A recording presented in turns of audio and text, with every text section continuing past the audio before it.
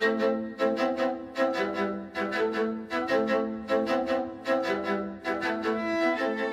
principauté de Monaco, un des plus petits États souverains d'Europe, adossé à la montagne et baigné par la mer. Une principauté vieille de plus de 7 siècles, depuis que les Grimaldi en ont pris possession en 1297. Rayonnante aux yeux du monde aujourd'hui, à l'image de ses princes et de ses princesses.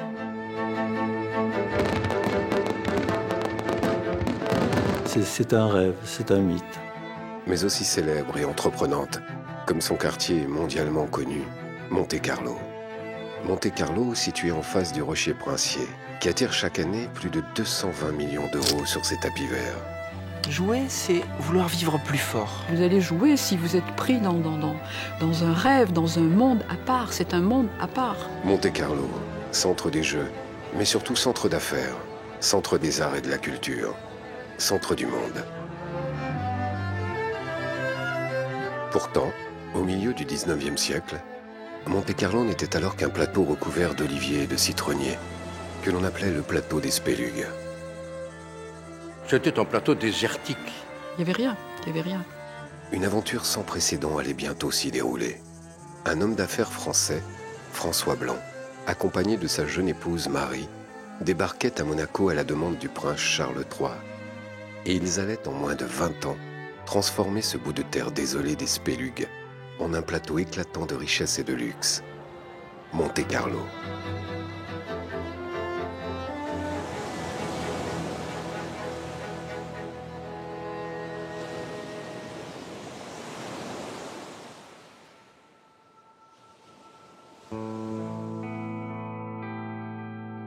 En 1860, la principauté de Monaco est un État enclavé, sans ressources, et il vient d'être réduit de plus des 3/4 de sa superficie et de sa population par ses grands voisins sardes et français.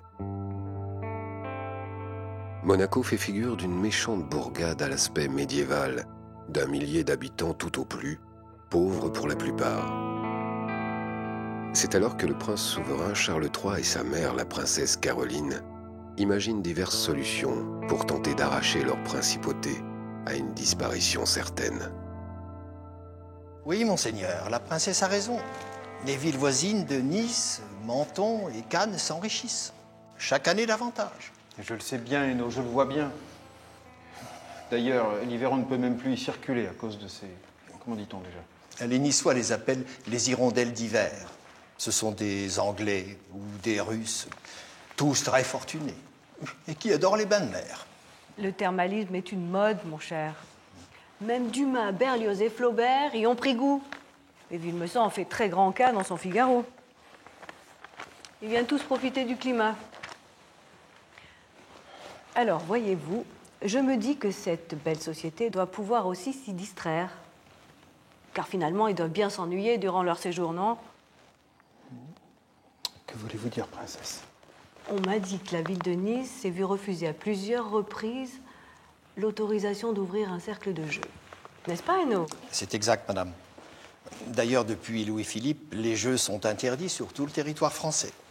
Et si je ne me trompe pas, Victor Emmanuel en aurait fait autant en Italie. La princesse Caroline était la principale conseillère de son fils. Mais elle avait elle-même un conseiller. Et un homme très avisé, un avocat parisien du nom de Maître Hénaud, homme d'affaires qui, lui, croyait beaucoup au jeu à Monte-Carlo, et c'est lui qui l'a poussé dans ce sens, et c'est elle qui, à son tour, poussé son fils. Expliquez-vous, mère. Vous songez à un cercle de jeu ici, dans notre principauté? Un casino. C'est Hénaud qui me l'a suggéré, et je trouve cette idée vraiment brillante. Hénaud rentre d'un long séjour à travers l'Europe. Il me dit qu'en Allemagne, le grand-duc Ferdinand aurait touché plus de 300 000 francs or de revenus de son casino. Et son duché aurait reçu plus de 200 000 visiteurs en un an. 200 000 visiteurs. Et notre État n'est pas plus grand que le bois de Boulogne depuis que la France nous a retiré Menton et Roquebrune. Non, vous semblez ignorer la situation. S'il vous plaît, madame. Regardez par la fenêtre et dites-moi ce que vous voyez. quelques vieilles maisons, des barques de pêcheurs, des champs d'oliviers, de citronniers, quelques sentiers et chemins de rocaille. Qui voudrait venir ici?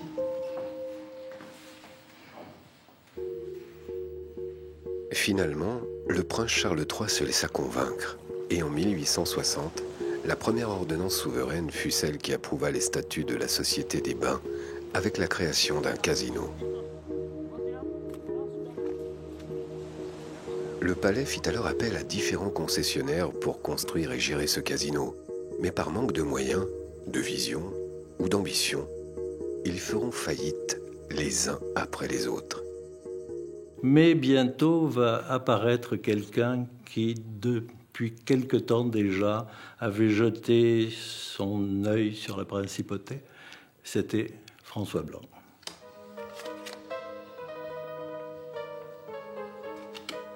François Blanc était un homme qui avait toujours de l'argent dans la poche. Pour le résumer dans un mot, c'était un joueur. Pas un joueur comme tout le monde qui se met à la table de roulette, mais c'était quelqu'un qui jouait avec des gens.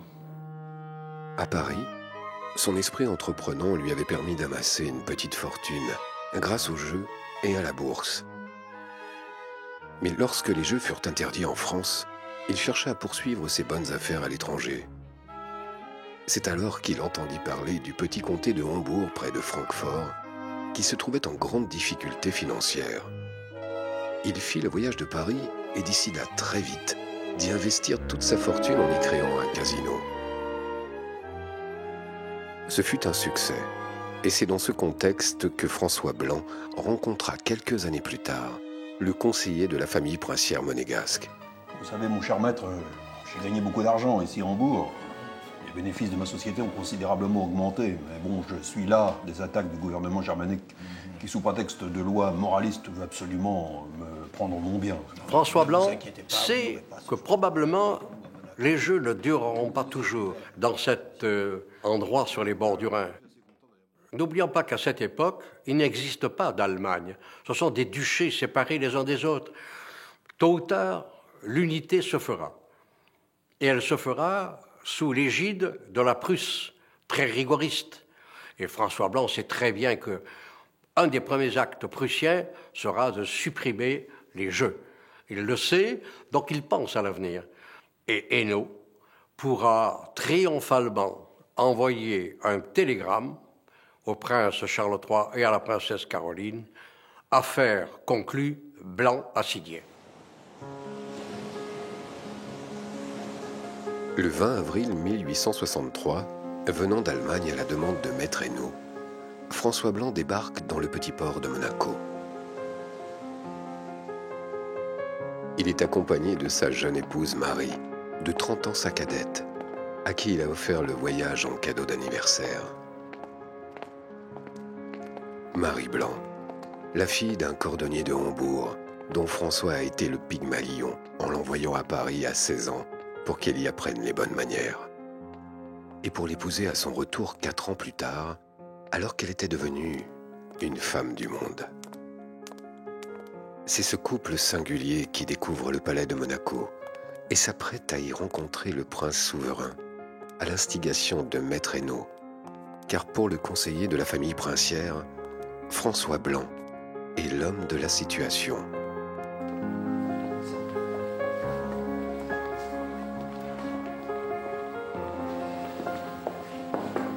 Permettez-moi de vous présenter Madame Marie Blanc, Monsieur François Blanc.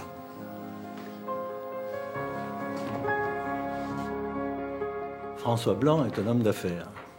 Et le prince Charles III a quand même un certain sens de sa souveraineté. Donc chacun va essayer de défendre son secteur le plus possible. Donc le prince Charles III voudrait un casino, mais sans trop marquer le caractère prépondérant de cette institution. Hainaut, lui, cherche la bonne affaire. Pas pour lui-même, parce qu'il est l'homme d'affaires de la princesse Caroline. Je crois que c'est dans cette atmosphère que j'imagine s'est déroulé l'entretien qui va conduire finalement à la création de cette grande dame de Monte-Carlo, la grande dame qu'est la SBM. Une nouvelle société, la Société des Bains de Mer et du Cercle des Étrangers, venait d'être créée. François et Marie Blanc en étaient les principaux actionnaires. Et pour le rachat de la concession, Blanc doit verser 1,5 million de francs or dans les caisses du palais. C'est un pari difficile pour cet homme d'affaires de 57 ans, déjà fatigué et de santé fragile. Car après avoir pleinement réussi à Hambourg, il doit désormais reprendre tous les chantiers laissés vacants par ses malheureux prédécesseurs et tout reconstruire.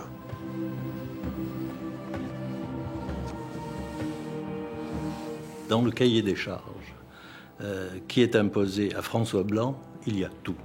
Il y a tout, c'est-à-dire l'entretien des routes, la création des éclairages, tout ce qu'aujourd'hui fait un gouvernement à travers son département des travaux publics.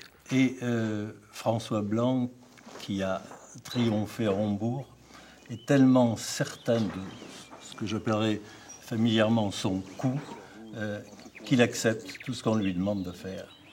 Il faudra que l'on parle de cet endroit comme une merveille et en faire un puissant moyen de publicité.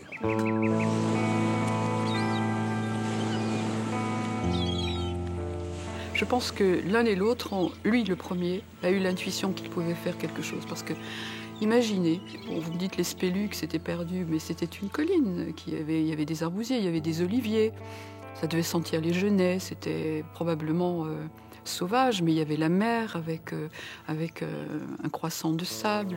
Il a dû sentir qu'il y avait quelque chose à faire. C'était une scène de théâtre. Et je pense que l'un et l'autre se sont sentis metteurs en scène. Et plus peut-être Marie que François.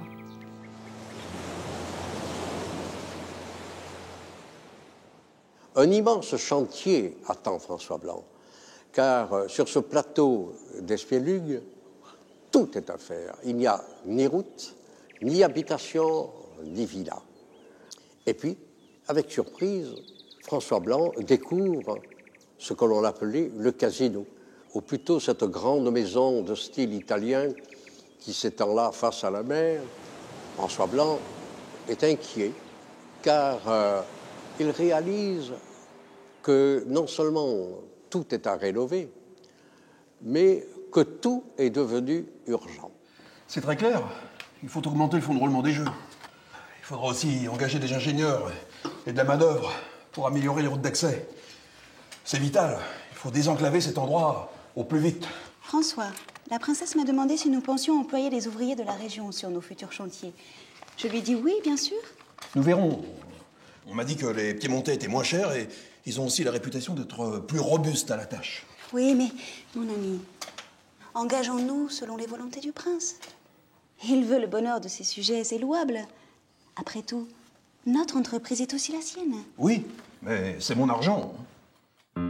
Les travaux débutent sans tarder. Blanc embauche plus d'1 millier d'ouvriers. Les chantiers seront difficiles, périlleux parfois, car les terrains menacent de s'affaisser en permanence. Mais 1 an plus tard, les premières routes d'accès seront dégagées et aménagées.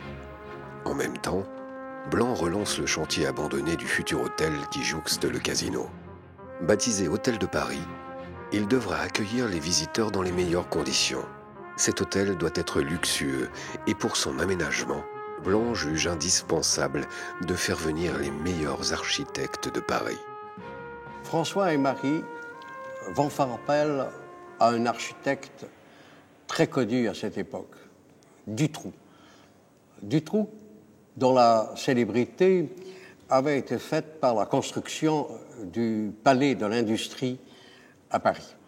Palais de l'Industrie, tout en verre et en fer, qui annonce déjà l'époque de Gustave Eiffel. Vous dites 1 200 000 francs pour achever l'hôtel de Paris.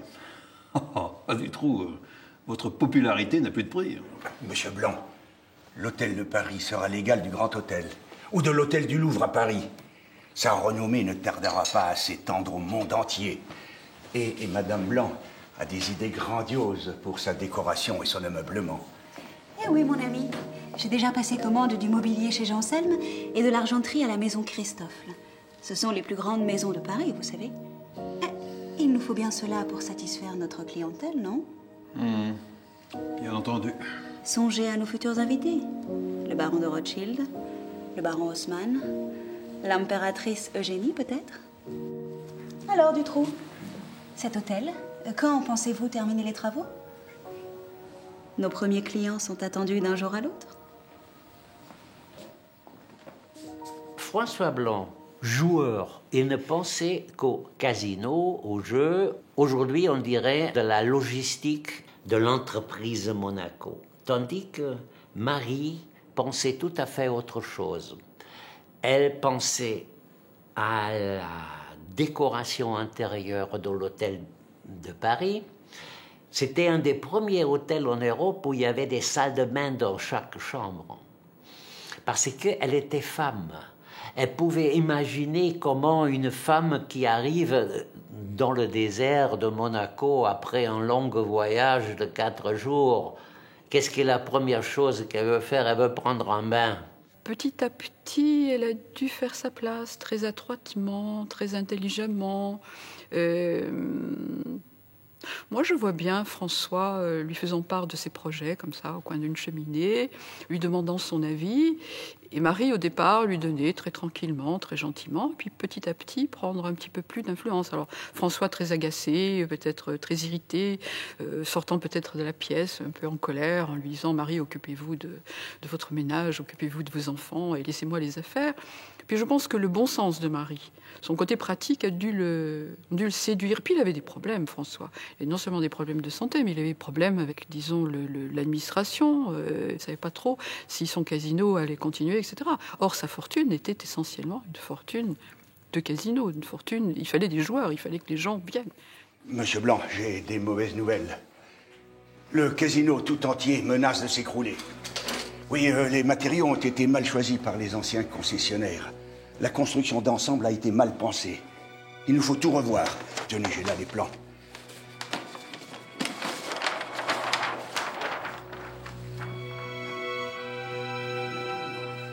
Encore une fois, si la roulette s'arrête de tourner, c'est toute notre entreprise qui risque d'être compromise. Lancez les travaux sans délai, Dutroux. Crédit illimité. Rien ne lui était interdit. Vous savez, François Blanc avait la force de l'argent. C'est une force extraordinaire. Quand vous savez que les millions suivent, vous pouvez tout entreprendre. François Blanc disait à ses architectes et à ses administrateurs, dépensez, dépensez sans compter. On ne construit pas pour aujourd'hui. En substance, hein, on construit pour demain. Et il avait raison. Et il n'y avait pas d'appel d'offres, il n'y avait pas de devis. On présentait une facture, on payait, rubis sur l'ongle. Il était connu pour ça, il payait cash. François Blanc sait aussi qu'il a besoin de publicité pour attirer le monde jusqu'à Monaco. Il lance le tout nouveau journal de Monaco pour remplacer la feuille de chou locale. Et il en écrit lui-même les éditoriaux. Qu'est-ce que le savoir-faire sans le faire savoir, disait-il. Le journal de Monaco vante la douceur du climat, les merveilleux bains de mer si revigorants et l'accueil incomparable des installations hôtelières. Il s'est aussi fait un allié de M. de Villemezan, le directeur fondateur du journal Le Figaro. Comment s'en est-il fait un allié? Eh bien, il a offert à Villemezan 50 000 mètres carrés de terrain pour une somme dérisoire.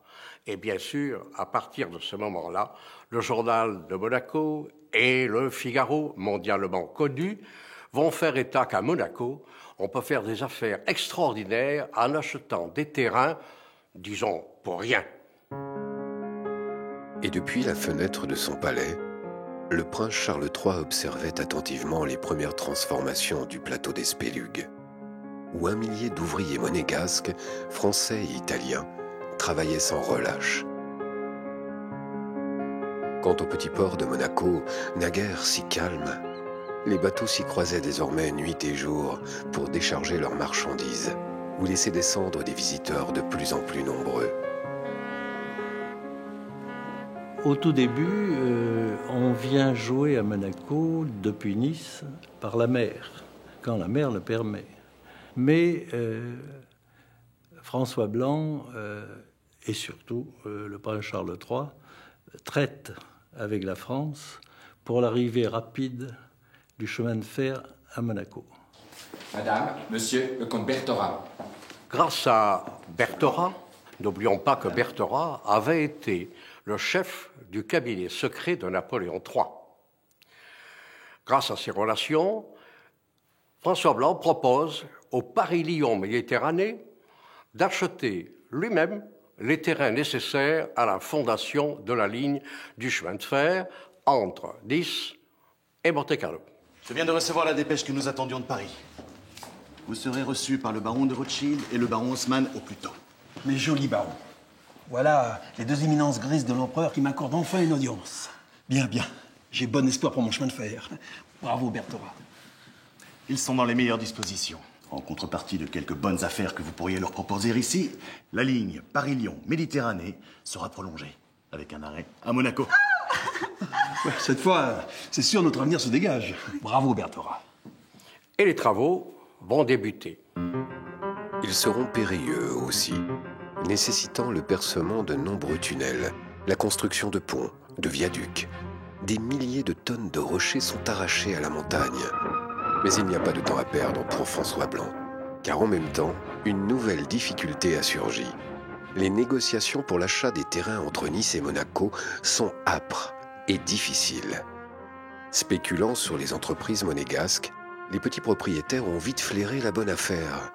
Jour après jour, les rails s'allongent et le 4 janvier 1868, le préfet des Alpes-Maritimes peut enfin inaugurer la ligne Paris-Monaco, la plus longue du moment, avec près de 1200 km de rails. Et très vite, le train pourra amener en principauté et sur le plateau des Spélugues des milliers de visiteurs heureux de pouvoir enfin se dégourdir les jambes tout en profitant du soleil. Et il faudra leur réserver le meilleur accueil. Je compte sur vous, ma bonne amie, comme toujours. Les idées ne manquent pas, très cher. Mais il nous faudra dépenser sans compter. Alors, aurais-je tous les crédits? Mais vous les avez déjà.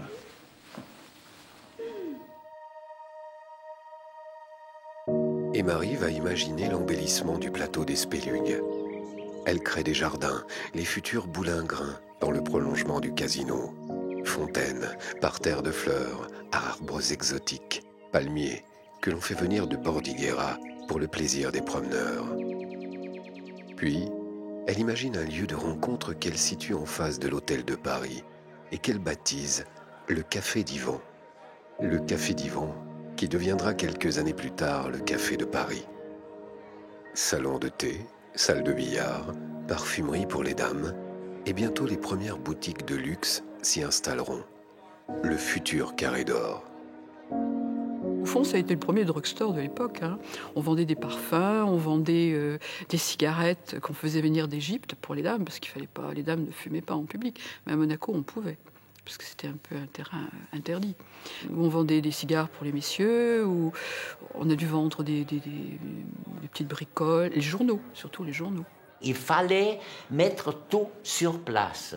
Et ça, c'était Marie qui l'a créé vraiment la base commerciale de Monaco. Vous allez jouer si vous êtes pris dans un rêve, dans un monde à part. C'est un monde à part. Donc, ils ont parfaitement compris cela. Et lui a compris très vite que la publicité allait faire quelque chose, allait jouer un rôle énorme. C'était du marketing avant la lettre. Le quartier prenait vie, bâti autour du centre névralgique, selon François Blanc, le casino. Le casino qui garantissait 80% des revenus de la principauté et où l'homme d'affaires avait installé les deux jeux rois du moment, le 30 et 40 et bien sûr l'incontournable roulette. François Blanc était un passionné de jeu, sans être vraiment un joueur. Comme tous les directeurs de casinos l'ont été par la suite, il est un passionné de jeu.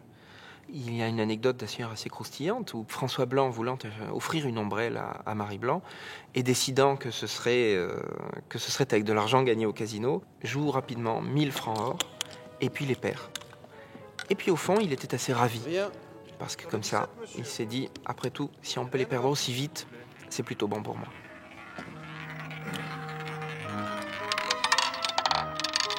« 21 rouge, impair et passe. » La roulette, comme tout jeu, ce sont des mathématiques. Le joueur a une chance sur 38 de gagner. Un 0, un double 0, et puis 36 numéros. En enlevant un double 0, François Blanc donne une chance sur 37. Il augmente les probabilités de gagner, le fait savoir dans la presse, des encarts sont publiés partout.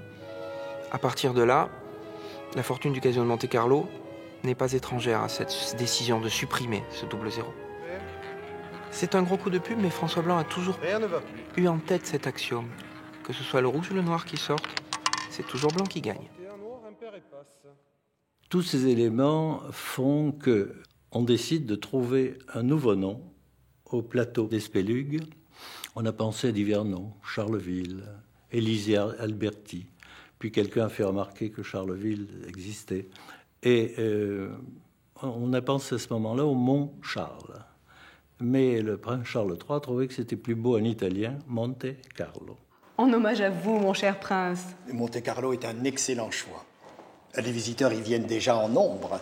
Les bains affichent complet été comme hiver, les hôtels également. Et quant au casino, c'est le seul ouvert en Europe désormais. Vous aviez raison, Hainaut. Ce Blanc est vraiment à la hauteur de sa tâche. Ce monsieur Blanc était vraiment un visionnaire. Justement, dites-moi, mon cher conseiller, d'après vos livres de comptes, cette société des bains de mer affiche de solides bénéfices maintenant, non? C'est exact, monseigneur. Bien.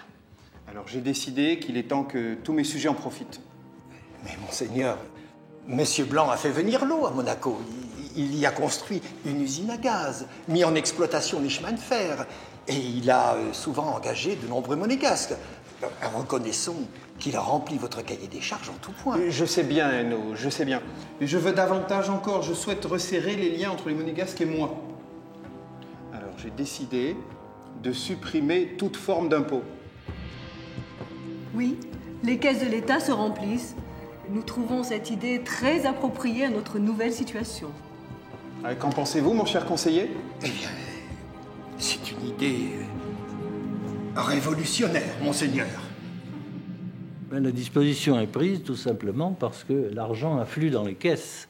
On a beaucoup d'argent et si on fait un bond en avant, on entend souvent parler, notamment en Italie, en France et ailleurs, de paradis fiscal à Monaco. Moi, je m'élève contre cette définition, car un paradis fiscal est quelque chose qui est créé pour cela. C'est-à-dire qu'on va supprimer des impôts pour attirer des capitaux. Alors que là, c'est la démarche inverse. Il y a tellement d'argent dans les caisses monégasques que le prince décide qu'il s'en sortira très bien avec les seuls impôts indirects. Toute une ville était née, baptisée Monte-Carlo. Monte-Carlo avec ses jardins, son kiosque à musique, ses allées d'orangers et ses vastes terrasses dominant la mer. C'était désormais un lieu de villégiature très apprécié. Le nombre de visiteurs durant les saisons d'hiver passait de 20 000 à 300 000 en une seule année. Les chambres de l'hôtel de Paris étaient réservées longtemps à l'avance. La clientèle s'élargissait à l'Europe entière, et même au-delà. Et les grandes fortunes commençaient à s'y intéresser.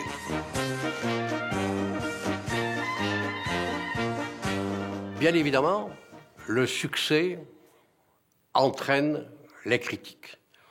Et la presse ne s'en priva pas.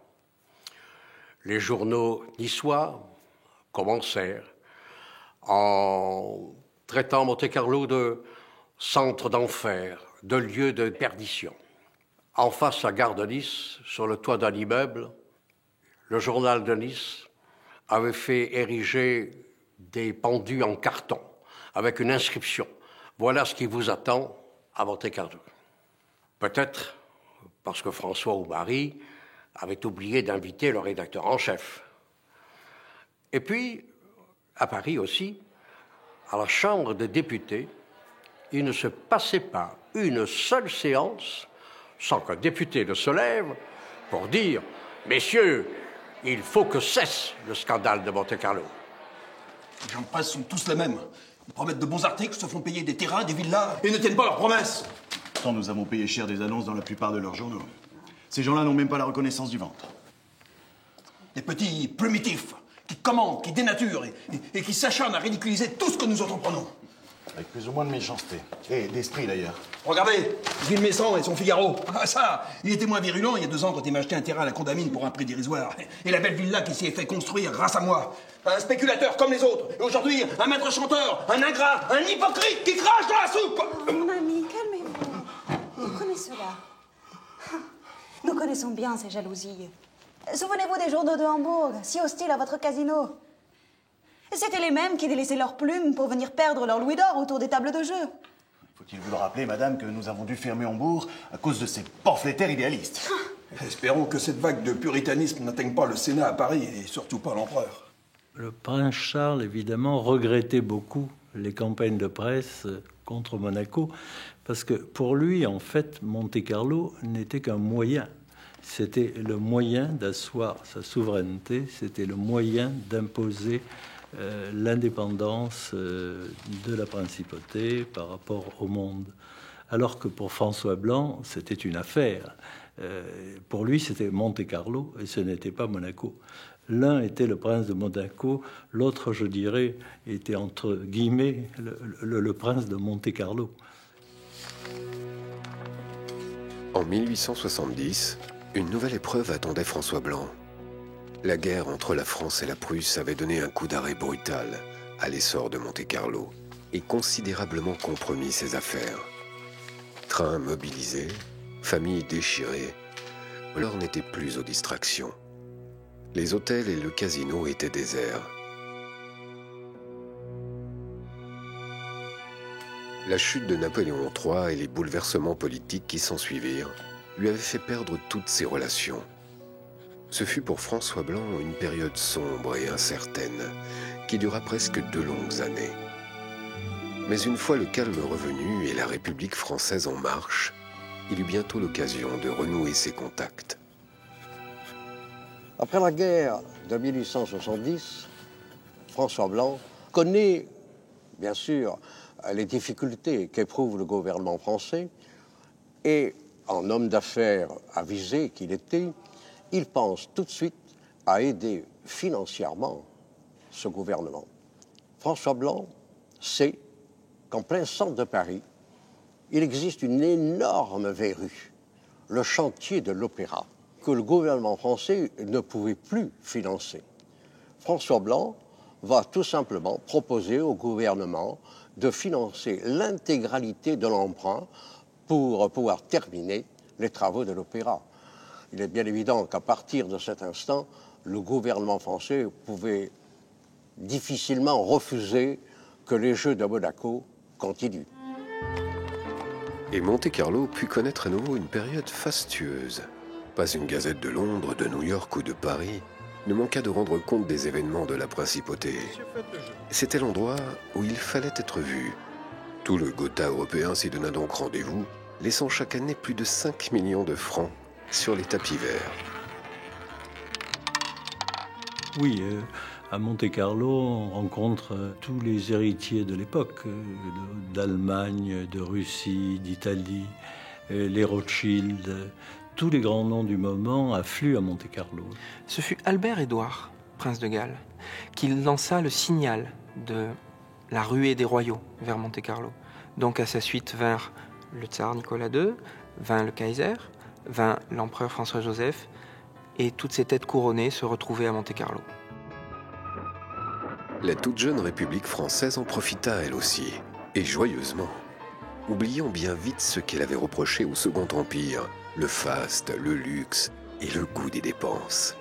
Ainsi, le commis voyageur de la République, Léon Gambetta, fut un des premiers à se rendre à Monte-Carlo, succédant à l'illustre Alexandre Dumas, et vite rejoint par Jules Verne, qui n'en perdit pas une miette. La beauté des lieux inspira également de nombreux musiciens comme Hector Berlioz, Jules Massenet ou Jacques Offenbach, alors en pleine gloire. Et l'auteur de pièces de théâtre Victorien Sardou y accompagnera Sarah Bernard, qui entre 2 représentations finira par perdre toute sa fortune à la table de roulette.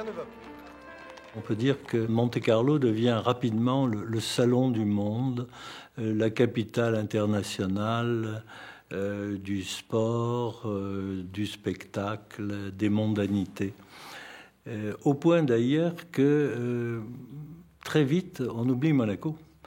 Et on parle beaucoup plus de Monte-Carlo dans le monde que de Monaco. Dès lors, le couple blanc pouvait afficher en promenade une certaine fierté. Monte-Carlo était un succès.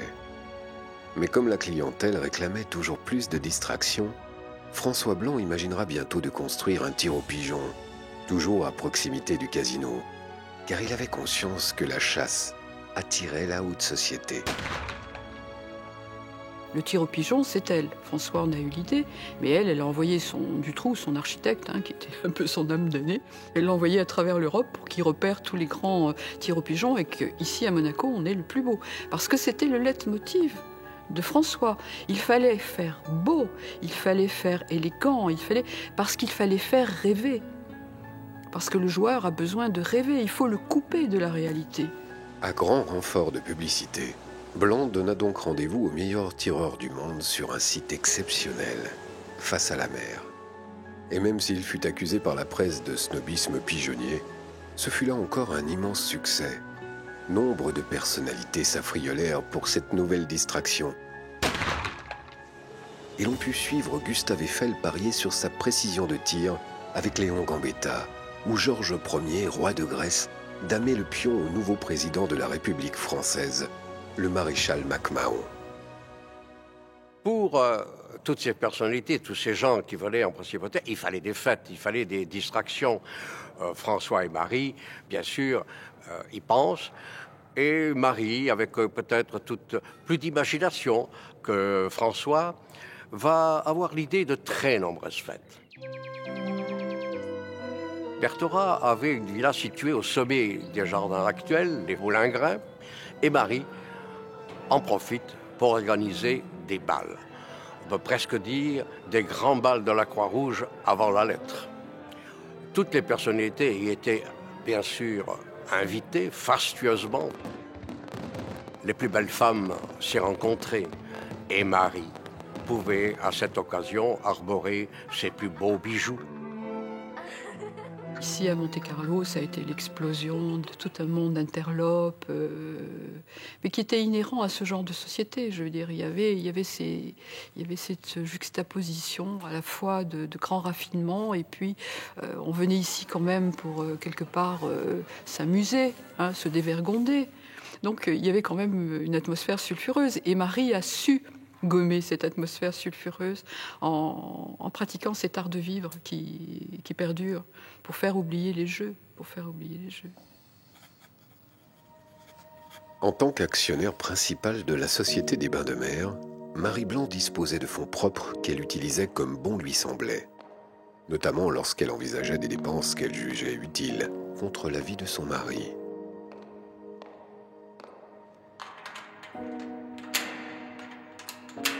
Ce fut le cas pour les caves de l'Hôtel de Paris, qu'elle fit construire sur le modèle des chais bordelais, directement sous l'hôtel. Château Icke 1875. Les travaux furent faramineux et elles sont considérées aujourd'hui encore comme les plus belles caves du monde. Car Marie Blanc voulait le meilleur pour ses hôtes. Elle était intraitable à ce sujet et n'hésitait pas à faire office de superintendante, sans le contrôle de qui rien ne pouvait se faire à Monte-Carlo. Elle en devenait peu à peu la patronne.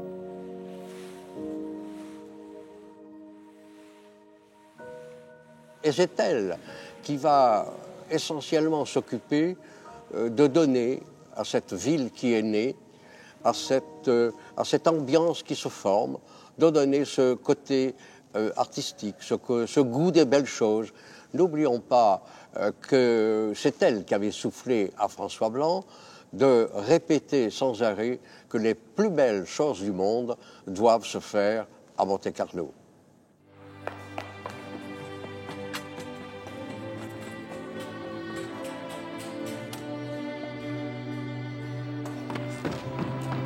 Et puis, en juillet 1877, alors que François Blanc était une fois de plus parti en Suisse pour y soigner ses bronches, Oui? on apporta à Marie La terrible nouvelle. Madame, un courrier de Suisse pour vous.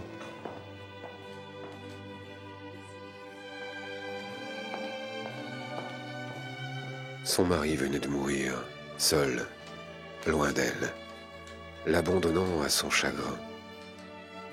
Et Marie mit longtemps à comprendre qu'elle ne le verrait plus. Son imagination, sa sagesse, ses attentions permanentes pour elle. Il lui avait tant appris, tant donné.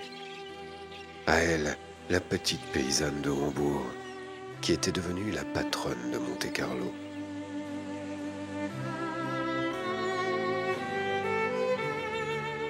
Elle a appris beaucoup de choses de François Blanc et je crois qu'elle était la meilleure élève qu'on puisse imaginer. Il a été le protecteur et puis elle s'est un petit peu émancipée, puis un petit peu plus et puis tout à fait. Et donc ils ont eu une vie parallèle, certainement très aimante. Je pense qu'elle était très, très proche et très présente dans sa vie. Mais elle était devenue Marie Blanc, elle était devenue la patronne. Et à la mort de François, elle perd son appui vis-à-vis de cette société d'hommes parce qu'elle est la seule femme dans une société d'hommes. Il faut bien le dire, elle a une démarche très contemporaine, très, très moderne. Et elle va se retrouver en butte à toutes sortes de pressions, très vraisemblablement, parce que Monaco, Monte-Carlo, ça a aiguisé beaucoup d'appétit. Tous les grands financiers, les grandes banques voudraient bien rentrer dans le capital et faire de la SBM leur chose. Tenez, faites porter cela aux intéressés. Qu'ils comprennent bien, tous ces grands noms de la finance, que je n'ai nul besoin de leur argent. Je me débrouillerai très bien sans eux. Madame, ce sont des propositions intéressantes. Ne faites pas cette tête, Berthora. Je sais ce que je fais. Certainement, je n'en doute pas. Seulement, il ne faudrait pas que... La roulette continuera de tourner, Berthora. Mais ce ne sera certainement pas pour enrichir tous ces banquiers spéculateurs. Je veux, moi, que cet endroit devienne le plus haut lieu artistique du monde, Berthora. Et je veux aussi que tout le monde le sache, car à présent, la patronne, c'est moi. Bien, madame, ce sera fait. Oui, qu'est-ce que c'est? Madame, j'ai Charles Garnier. Ah. Vous voilà enfin, Garnier. Merci d'être venu aussi vite. Grâce au train, madame, grâce au train. Très bien, Garnier. Allons droit au fait. J'ai bien étudié votre proposition de construire un opéra ici, à Monte-Carlo. C'est une idée merveilleuse. Je suis séduite, Garnier. Séduite et flattée. Vous, un si grand architecte. Mais madame, comme tout le monde, je connais votre goût pour les arts lyriques, le théâtre, la musique. Vous êtes la directrice artistique du Tout Paris. Et de nombreux artistes veulent signer avec vous. Merci, Garnier. Et puis, madame, je n'oublierai jamais l'aide financière de M. Blanc pour achever mon opéra à Paris. Je sais bien que sans lui... François avait su déceler en vous l'architecte de talent que vous êtes devenu, Garnier. Il avait raison, une fois de plus. Écoutez, j'ai décidé que nous allons détruire l'ancien casino pour en rebâtir un autre, avec une nouvelle salle de jeu et un opéra comme à Paris. Monte-Carlo doit avoir le plus beau théâtre du monde. Je m'y engage, madame. Et puis, je voudrais réaliser le rêve de François. Je veux dire, l'électricité, Garnier. On en parle de partout, comme d'une chose merveilleuse. Eh bien, je voudrais la voir jaillir à Monte-Carlo. Vous êtes ingénieur, vous pouvez m'aider. Cela me paraît possible. Mais l'arrivée d'une telle invention demande un coût. Je vais étudier un devis au plus vite, je vous le promets. Enfin, Garnier, un devis, mais pourquoi faire? Ce sont mes deniers personnels, je vous ouvre tous les crédits. Et Marie va oser ce que jamais François Blanc n'avait osé faire. Marie va arrêter les jeux, va les faire transporter dans la grande salle de l'Hôtel de Paris. Elle va imposer à Garnier un délai excessivement court, 6 mois. On n'a pas le temps de faire des plans, on n'a pas le temps de finasser. Donc on dessine, il dessine quelque chose et il impose son style Garnier. Donc pendant 6 mois, ça a été un chantier absolument incroyable. Garnier sautait d'un échafaudage à un autre. On a inventé des procédés pour faire sécher les plâtres, pour pouvoir dorer plus vite. Ça a été certainement une aventure extraordinaire. Et je vois bien Marie venir chaque matin sur le chantier, matin et soir, piquer les uns et les autres, en leur disant « Allez, allez, allez, il ne faut pas perdre de temps », en disant « Vous avez besoin de 5 ouvriers, je vous en donne 10, vous avez besoin de ça, etc. etc. » Descendre au port pour réceptionner les ballots de rideaux, de velours, de passementerie, choisir, regarder, renvoyer, vérifier. Ça doit être extraordinaire. Et puis préparer la soirée d'inauguration, faire les listes d'invitation. Ça a dû être. Je pense que ça a été l'aventure de sa vie. Ça a été l'acmé, ça a été le summum, ça a été l'apothéose. Voilà. Et le 25 janvier 1879, l'opéra pourra être inauguré. Ce soir-là, un valet en livrée annonce une à une les personnalités et leurs titres.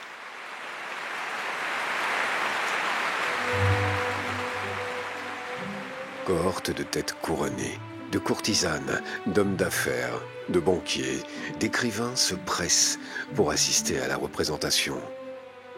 Se doutent-ils tous ces puissants que ce 25 janvier 1879 marque la naissance de la belle époque, son insouciante fantaisie, son élégance, son raffinement, consacrant le triomphe de la femme qui se libère enfin, à l'image de la grande Sarah Bernhardt, acclamée tant de fois à l'Opéra de Monte-Carlo.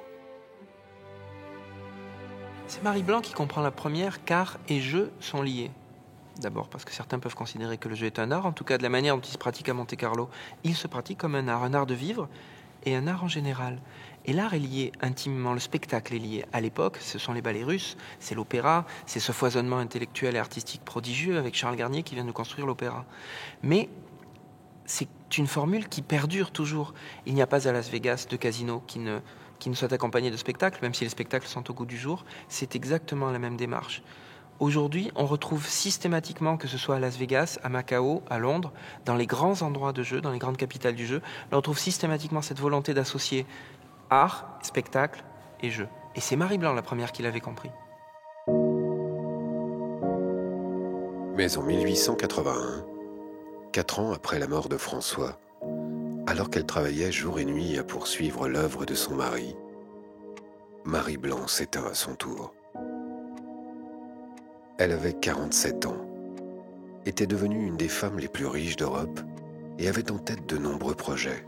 Madame, votre liqueur. On la trouva morte à son bureau. Madame. Et sa dépouille fut transportée à Paris au cimetière du Père-Lachaise pour y reposer aux côtés de François Blanc. Au moment où Marie Blanc meurt, c'est un véritable empire qu'elle laisse derrière elle, à ses successeurs. Un empire estimé à des dizaines de millions de francs or, des villas, des casinos, des hôtels, des palaces, somptueux. Et Marie Blanc, pour Monte-Carlo encore maintenant, c'est la légende, c'est celle qui a créé, avec François Blanc, celle qui a créé tout ce qui existe encore aujourd'hui.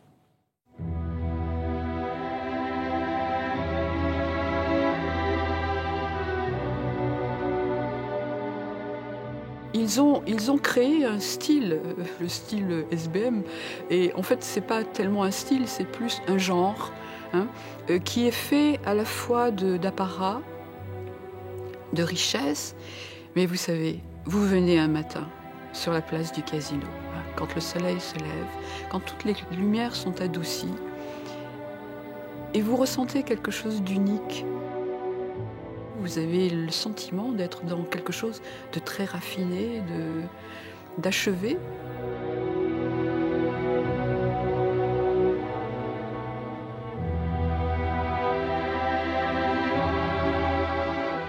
Et puis si vous avez remarqué, vous avez visité le casino, vous avez visité l'opéra, vous avez visité l'hôtel de Paris, vous vous êtes promené à Monaco.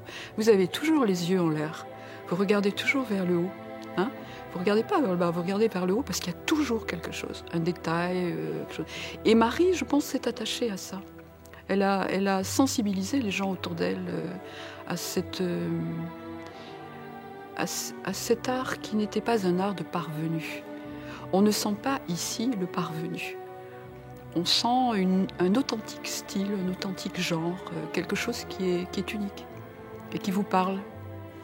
François et Marie Blanc, dans leur projet somptueux, ont bénéficié d'une volonté du prince. Ils ont bénéficié de circonstances absolument exceptionnelles, comme on en retrouvera très très peu, où on a un prince qui est prêt à ouvrir sa principauté au monde et qui, en même temps, sait que chez ces deux aventuriers, entre guillemets, parce qu'il aurait pu les traiter simplement comme des aventuriers, il y a du génie.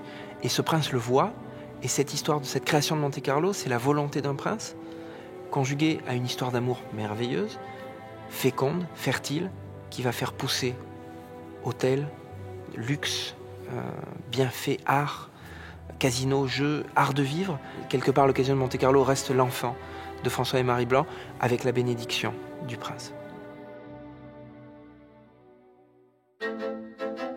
Le décor était créé pour le siècle à venir. Camille Blanc et le prince Albert Ier allaient poursuivre l'œuvre de leurs parents, mélangeant art, science, culture et manifestations sportives, été comme hiver à Monte-Carlo. Car comme le disaient si souvent Marie et François Blanc, dépenser sans compter. On viendra à Monte-Carlo tant qu'on y trouvera les plaisirs et les plus belles choses du monde.